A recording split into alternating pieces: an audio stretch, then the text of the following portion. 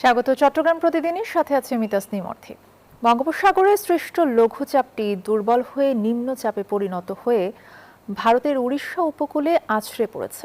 এর প্রভাবে দেশের ৮ বিভাগে ঝড় বৃষ্টির পূর্বাভাস দিয়েছে আবহাওয়া অধিদপ্তর। এদিকে সমুদ্র বন্দরগুলোতে বহাল রয়েছে ৩ নম্বর সতর্ক সংকেত। এদিকে ৪ দিন ধরে বন্ধ রয়েছে নোয়াখালীর সঙ্গে হাতিয়ার নৌ যোগাযোগ। প্রতিনিধিদের পাঠানো তথ্যচিত্রে বিস্তারিত ডেস্ক রিপোর্টে। বঙ্গোপসাগরে সৃষ্ট লঘুচাপটি দুর্বল হয়ে নিম্নচাপে পরিণত হয়ে উড়িষ্যা উপকূলে আছড়ে পড়েছে। এর প্রভাবে সারা দেশে থেমে থেমে বৃষ্টি অব্যাহত রয়েছে। পটুয়াখালীতে গত ৩ দিন ধরে মাঝারি এবং মুষলধারে বৃষ্টিপাত অব্যাহত রয়েছে। ঝড়ের শঙ্কায় সমুদ্র তীরবর্তী মানুষ। এদিকে সমুদ্র বন্দরে ৩ নম্বর সতর্ক সংকেত বহাল রাখা হয়েছে। মাছ ধরার নৌকা ও ট্রলারগুলোকে নিরাপদ স্থানে থাকার নির্দেশনা দেওয়া হয়েছে। শহরে অনেক জায়গায় জলাবদ্ধতা সৃষ্টি হয়েছে, মানুষ জনজীবন বিপর্যস্ত অবস্থা, মানুষ চলাফেরা করতে কষ্ট হচ্ছে। হালকা একটু বৃষ্টি হলে শহরের ভিতরে বিভিন্ন ড্রেন যেগুলো আছে এগুলো থেকে পানি নোংরাযুক্ত পানিগুলো যেগুলো রাস্তায় বের হয়ে আসে।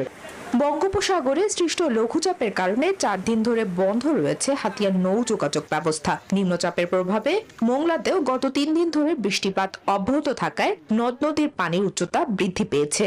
3 দিনের ভারী বর্ষণে আমাদের কাজকর্ম ব্যাহত হচ্ছে। গাড়ি না চললেও কিস্তি তো খারাপ আছে, কিস্তি ঠিক মতন দেওয়াই লাগবে, এত নিচ নেই। বর্তমানে নিম্নচাপটি উড়িষ্যা উপকূল অতিক্রম করলেও আরো ৪-৫ দিন ভারী বর্ষণ অব্যাহত থাকার কথা জানিয়েছে চট্টগ্রাম আবহাওয়া অধিদপ্তর। এদিকে পাহাড় ধসের শঙ্কার কথাও জানিয়েছেন অধিদপ্তরের উপপরিচালক। উত্তর পশ্চিম যে বঙ্গোপসাগর আছে সেই বঙ্গোপসাগরে একটা লঘুচাপ সৃষ্টি হয়েছিল। সেই লঘুচাপটা ঘনীভূত হয়ে সুস্পষ্ট লঘুচাপ এবং পরবর্তীতে নিম্নচাপে পরিণত হয়েছিল, ডিপ্রেশন হয়েছিল এবং সেই ডিপ্রেশনটি গত সন্ধ্যার মধ্যে উত্তর পশ্চিম দিকে অগ্রসর হয়ে ভারতের উপর চলে গিয়েছে। এদিকে লঘুচাপের প্রভাবে সারা দেশে আরো কয়েকদিন মাঝারি থেকে ভারী বৃষ্টিপাতের পূর্বাভাস দিয়েছে আবহাওয়া অধিদপ্তর। Desk report, news 24। এ বিষয়ে আরো খবর জানাতে নোয়াখালী থেকে আমাদের সাথে সরাসরি যুক্ত আছেন সহকর্মী আকবর হোসেন সোহাগ। যেমনটা আমরা জানি যে ৪ দিন ধরে আবহাওয়ার কারণে কিন্তু হাতিয়ার সাথে নৌ যোগাযোগ বন্ধ রয়েছে। কি পরিস্থিতি দেখছেন এখন সেখানে? জি ধন্যবাদ। আপনি যেমনটা জানতে চেয়েছেন, আসলে আপনি ঠিকই বলছেন, গত ৪ দিন থেকে বৈরী আবহাওয়ার কারণে নোয়াখালীর সাথে হাতিয়া যোগাযোগ বিচ্ছিন্ন রয়েছে। নোয়াখালীর হাতিয়া সহ সারা দেশের সাথে আসলে যোগাযোগ বিচ্ছিন্ন রয়েছে। এখানে দুই পাড়ের হাজার হাজার মানুষ আসলে দুর্ভোগে পড়েছে। আসলে দুই পাড়ের হাজার হাজার মানুষের সাথে আসলে হাতিয়ার মানুষের সাথে সংযোগ আমি আপনাকে একটু দেখাই যে হাতিয়ার মানুষ এবং নোয়াখালীর বিভিন্ন চরাঞ্চলে তারা বসবাস করে আসছে এবং তারা দৈনন্দিন তাদের প্রয়োজনে চাষাবাদ সহ বিভিন্ন ফসল তারা কৃষি কাজ করার জন্য তারা কিন্তু বিভিন্ন চরাঞ্চলে কিন্তু তারা যায়। কিন্তু গত ৪ দিনের বৈরী আবহাওয়া এবং প্রতিকূল পরিবেশের কারণে আসলে এখানকার মানুষ তারা আসলে বিভিন্ন চরাঞ্চলে তারা যেতে পারছেন না। আসলে তারা এতে নিয়ে দুশ্চিন্তায় পড়ছে। অন্যদিকে দুই পাড়ে আসলে হাজার হাজার মানুষ তারা আটকা পড়েছে। আর অনেকে রুগী নিয়েও কিন্তু হাসপাতালে তারা যথাসময়ে তারা আসতে পারছে না। আসলে অনেকে আজকেও ২-১ জন একটি ঝুঁকি নিয়ে ট্রলার করে তারা আসলে জেলা সদরে এসেছে। আসলে অত্যন্ত ঝুঁকিপূর্ণ ভাবে তারা নৌযান করে জেলা সদরে এসেছে। কিন্তু আমি উপজেলা প্রশাসনের সাথে কথা বলছি, তিনি আমাকে জানিয়েছেন যে ঝুঁকিপূর্ণ এই ট্রলার নিয়ে যদি কেউ যায় এটা দায় কিন্তু প্রশাসন নেবে না, প্রশাসনের পক্ষ থেকে সর্বাধিক ব্যবস্থা নেওয়া হবে। আসলে আমি আরও বলি যে এখানে নলেজচর, ক্যারিংচর, গাশিয়ারচর সহ বিভিন্ন চরাঞ্চলে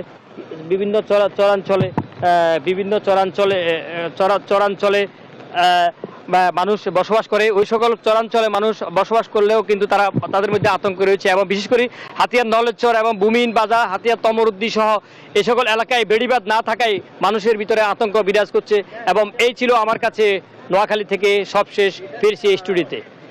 ধন্যবাদ আপনাকে। আকবর হোসেন সোহাগ জানাচ্ছিলেন নোয়াখালী থেকে। কক্সবাজারে টানা ভারী বর্ষণে আলাদা 4টি পাহাড় ধসের ঘটনায় রোহিঙ্গা ৮ নারী এবং শিশুসহ 9 জনের মৃত্যু হয়েছে। আর এই ঘটনায় 5 জনকে জীবিত উদ্ধার করেছে স্থানীয় লোকজন এবং ফায়ার সার্ভিসের কর্মীরা। অতি ঝুঁকিপূর্ণ এলাকা থেকে বাসিন্দাদের সরিয়ে নিচ্ছে ফায়ার সার্ভিস ও প্রশাসন। এদিকে বান্দরবানে ভারী বর্ষণে পাহাড় ধসে পড়ে সড়ক যোগাযোগ বন্ধ রয়েছে। বিস্তারিত ডেস্ক রিপোর্টে। রবিবার সকাল থেকে কক্সবাজারে থেমে থেমে মাঝারি ও ভারী বৃষ্টিপাত হয়। সন্ধ্যায় রূপ নেয় ভারী বর্ষণে। মধ্যরাতে উখিয়ার 11 নম্বর রোহিঙ্গা ক্যাম্পে পাহাড় ধসে একই পরিবারের 5 জন মাটির নিচে চাপা পড়ে। দ্রুত মাটি খুঁড়ে উদ্ধার করা হলেও মারা যায় 4 জন। 7 জন মারা গিয়ে এখন একজন দুপায়ে গিয়া দিয়া বা গিয়ে আন্ডি তাটি নিলা বালা চাই এখন আমারে নিরাবল্লা নিলা মানে প্লেস ঘুরে তাই বলা চাই বারিশার হালে আর তো এটা পানি বানর বন্নর লেস লাইটার আর তো মানুষ সকল বেশা বেশি জানোর হতি সকল জানো। এদিকে জামতলী 15 নম্বর রোহিঙ্গা ক্যাম্পে মাটির নিচে চাপা পড়ে 3 জনের মৃত্যু হয়। কক্সবাজার পাহাড়তলী সাত্তার ঘোনা এলাকায় পাহাড় ধসে মাটি চাপায় মারা যায় আরো একজন।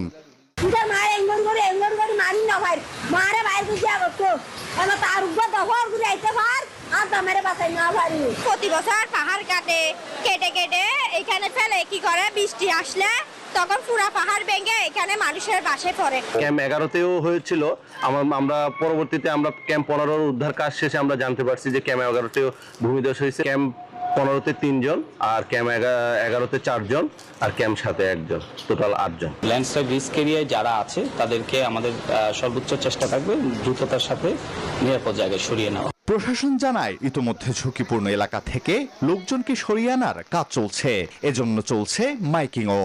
পাহাড় ধসের মাধ্যমে কেউ ক্ষতিগ্রস্ত না হয়, কোনো প্রাণহানি এটা না ঘটে, আগেই তাদেরকে নিরাপদে সরিয়ে নেওয়ার পদক্ষেপ নিয়েছি। আশা করছি আর যাতে কোনো দুর্ঘটনা না ঘটে, আমাদের রোহিঙ্গা কমিউনিটির যারা লিডার রয়েছেন, কমিউনিটি লিডার রয়েছেন, মাঝি, ইমাম, তারপর আমাদের যারা সিটিভি ভলান্টিয়ার রয়েছেন এবং সাইট ম্যানেজমেন্ট যে ভলান্টিয়াররা রয়েছেন, তারা কাজ করছেন।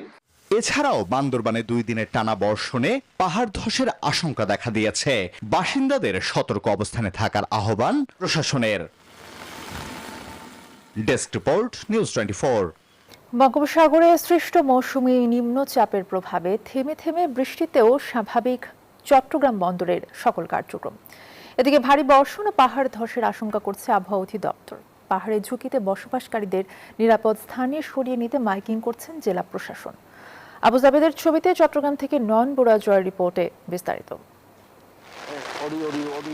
বঙ্গোপসাগরে সৃষ্ট নিম্নচাপটি উত্তর পশ্চিম বঙ্গোপসাগর ও তৎসংলগ্ন উত্তর উড়িষ্যা, পশ্চিমবঙ্গ উপকূলীয় এলাকায় অবস্থান করলেও নিম্নচাপের প্রভাবে চট্টগ্রামে থেমে থেমে বৃষ্টি অব্যাহত রয়েছে। আবহাওয়া অধিদপ্তর বলছে গত 24 ঘন্টায় 82 মিলিমিটার বৃষ্টিপাত রেকর্ড করা হয়েছে। ভারী বর্ষণ সহ বৃষ্টিপাত অব্যাহত থাকায় ভূমিধস ও পাহাড় ধসের সম্ভাবনা রয়েছে। বাংলাদেশের যে পাহাড়ি অঞ্চলগুলো আছে, বিশেষ করে দক্ষিণ পূর্বের এবং পূর্বাঞ্চলের এইসব পাহাড়ি অঞ্চলগুলোতে কিন্তু পাহাড় ধসের একটা সম্ভাবনা রয়েছে। এইদিকে সমুদ্র বন্দরগুলোতে 3 নম্বর সতর্কতা সংকেত বহাল থাকায় দুর্যোগ মোকাবিলায় সব ধরনের প্রস্তুতি নিয়েছে বন্দর কর্তৃপক্ষ। আমাদের জাহাজগুলো সতর্কতার সাথে চলমান আছে। এর বাইরে আমাদের জেটিতে আমাদের কার্গো এবং কন্টেনার হ্যান্ডলিংও এখন পর্যন্ত কোনো বিরূপ প্রভাব পড়েনি। আমাদের কার্যক্রম স্বাভাবিকভাবে চলমান আছে। অন্যদিকে সমুদ্র বন্দরগুলোতে 3 নম্বর সতর্কতা সংকেত বহাল থাকায় পাহাড়ে মাইকিং করা হচ্ছে। পাহাড়ে বসবাসকারী 6000-এর বেশি মানুষের জীবন বাঁচাতে আশ্রয় কেন্দ্র খুলেছে জেলা প্রশাসন। আবহাওয়া অধিদপ্তর থেকে আমাদের নির্দেশনা দেয়া আছে যে বেশ কয়েকদিন বৃষ্টি চলবে। আমাদের কাছে এটি ঝুঁকিপূর্ণ মনে হচ্ছে। সেই লক্ষ্যে আমরা তাদেরকে বলেছি তারা যেন কোনো ঝুঁকি না নিয়ে শেল্টার সেন্টারে আসে। বাসিন্দারা বলছেন জীবনের ঝুঁকি জেনেও স্বল্প আয়ের কারণে পাহাড়ে বসবাস করছেন তারা। তবে বেশি বৃষ্টি হলে আশ্রয় কেন্দ্রে যেতে চান তারা। কোথাও কিছু নাই যে বাজান থাকলে কি এখানে সাথে থাকা যায়? আর ভাড়া দাম তো একজন তখন লাগে, তো আমরাও পূর্ণবাসে যখন আমরা চলে যাবো। এছাড়া উত্তর বঙ্গোপসাগরে সব মাছ ধরার নৌকা ও ট্রলারকে দ্রুত নিরাপদ আশ্রয়ে যেতে এবং পরবর্তী নির্দেশ না দেওয়া পর্যন্ত সেখানে অবস্থান করার নির্দেশ দিয়েছে আবহাওয়া অধিদপ্তর। নয়ন বড়ুয়া জয়, নিউজ 24, চট্টগ্রাম। বান্দরবানের সাঙ্গু নদীর পানি বৃদ্ধি পেয়ে থানচিতে অবস্থিত পর্যটন স্পট নাফাকুম, রেমাক্রি এবং তিন্দুতে প্রায় শতাধিক পর্যটক আটকা পড়েছে। পুলিশ এবং স্থানীয়রা জানান বিভিন্ন জায়গা থেকে বেড়াতে যাওয়া প্রায় শতাধিক পর্যটক থানচিতে অবস্থিত পর্যটন স্পটগুলোতে অবস্থান নেয়। ভারী বৃষ্টিতে সাঙ্গু নদীর পানি বৃদ্ধি পেয়ে ইঞ্জিন চালিত বোট চলাচল বন্ধ হয়ে যায়, এতে আটকা পড়েন তারা। পুলিশ, বিজিবি এবং স্থানীয় জনপ্রতিনিধিদের সহায়তায় পর্যটকদের নিরাপদে ফিরিয়ে আনার চেষ্টা চলছে। সরকার দেশের শিল্প কারখানাগুলোতে জ্বালানি সংকট নিরসনে ক্রাশ কার্যক্রম চালু করেছে, এমনটাই জানিয়েছেন বাণিজ্য শিল্পমন্ত্রী খন্দকার আব্দুল মুক্তাদির। সকালে চট্টগ্রামের সীতাকুণ্ডে বিভিন্ন শিপ ব্রেকিং ইয়ার্ড পরিদর্শন শেষে এসব কথা বলেন তিনি। বলেন, এই সংকট পূর্বপুরুষ সূত্রে পাওয়া, যা সহজে সমাধান সম্ভব নয়। এ সময় মন্ত্রী আরো বলেন, শিপ ব্রেকিং ব্যবসা করতে হলে সবাইকে গ্রিন লাইসেন্স নিতে হবে। এর জন্য সরকার সব ধরনের সহযোগিতা করবে। ব্যবসায়ীরা সমস্যার সমাধানে আইন শৃঙ্খলা বাহিনী এবং প্রশাসনকে নির্দেশ দেন মন্ত্রী। আজকে থেকে 2 বছর আগেও আমরা প্রায় 45% মতো সারা বিশ্বে যে পরিমাণ জাহাজ রিসাইক্লিং হতো তার প্রায় অর্ধেক আমরা নিজেরা করেছি। আমাদের এই অবস্থান আবার সাময়িক কালের জন্য আমরা বিচ্যুত হয়েছি। ইনশাল্লাহ আমাদের এই 1 নম্বর পজিশন আবার আমরা বিএনপির ভারপ্রাপ্ত চেয়ারম্যান তারেক রহমানের ঘোষিত রাষ্ট্র সংস্কার এবং জনকল্যাণমূলক কর্মসূচির ধারাবাহিকতায় দলের নেতাকর্মীরা অসহায় এবং সুবিধা বঞ্চিত মানুষের পাশে দাঁড়িয়ে কাজ করছেন বলে জানান চট্টগ্রাম 9 আসনের সংসদ সদস্য মোহাম্মদ আবু সুফিয়ান। দুপুরে নগরীর দেওয়ান বাজার 20 নম্বর ওয়ার্ড বিএনপি অঙ্গ সংগঠনের উদ্যোগে দুস্থ এবং অসহায় মানুষের মাঝে সহায়তা বিতরণ কর্মসূচিতে তিনি এসব কথা বলেন। তিনি আরো বলেন, মানবিক সহায়তা কার্যক্রমের মাধ্যমে সমাজে সহমর্মিতা, সম্প্রীতি এবং সামাজিক দায়বদ্ধতার সংস্কৃতি আরো শক্তিশালী হবে।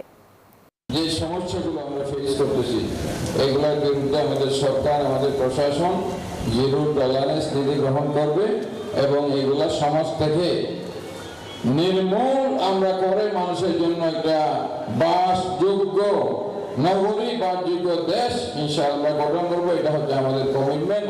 চট্টগ্রামের ফটিকছড়ির ভোজপুর থানার পাশেই সদর দপ্তর রেখে উত্তর ফটিকছড়ি উপজেলার প্রশাসনিক কার্যক্রম শুরুর দাবিতে মানববন্ধন হয়েছে। দুপুরে প্রেস ক্লাবের সামনে এই মানববন্ধন অনুষ্ঠিত হয়। এতে বিপুল সংখ্যক মানুষ অংশ নেন। বক্তারা বলেন, দীর্ঘদিনের দাবি পূরণ হয়েছে।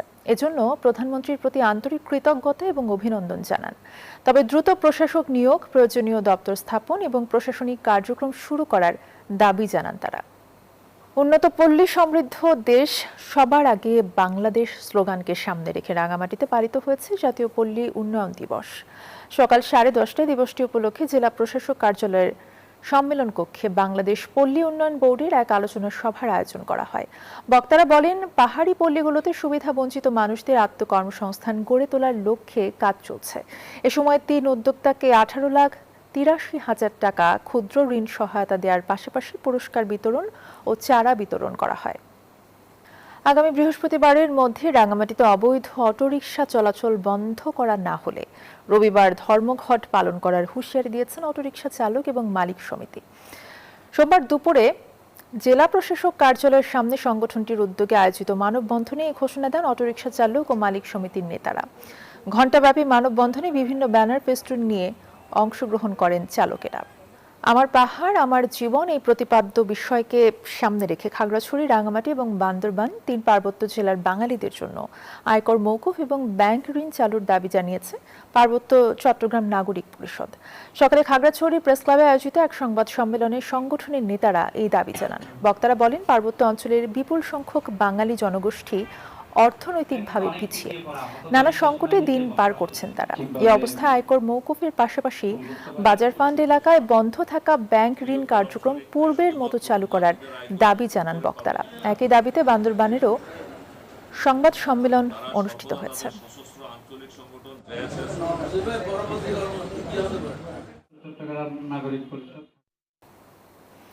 হাজারো ফুটবল প্রেমী দর্শকের উপস্থিতিতে শেষ হয়েছে শহীদ প্রেসিডেন্ট জিয়াউর রহমানের 45তম শাহাদাত বার্ষিকী উপলক্ষে মাসব্যাপী আয়োজিত শহীদ জিয়া স্মৃতি উন্মুক্ত gold cup football tournament. Final খেলার উদ্বোধন করেন জুলাই গণঅভ্যুত্থানে চট্টগ্রামের প্রথম শহীদ ওয়াসিম আকরামের পিতা শফিউল আলম। প্রধান অতিথি হিসেবে উপস্থিত ছিলেন চট্টগ্রাম সিটি কর্পোরেশনের মেয়র ডাক্তার শাহাদাত হোসেন। এই ছিল এখনকার আয়োজন। সাথে থাকায় ধন্যবাদ সবাইকে।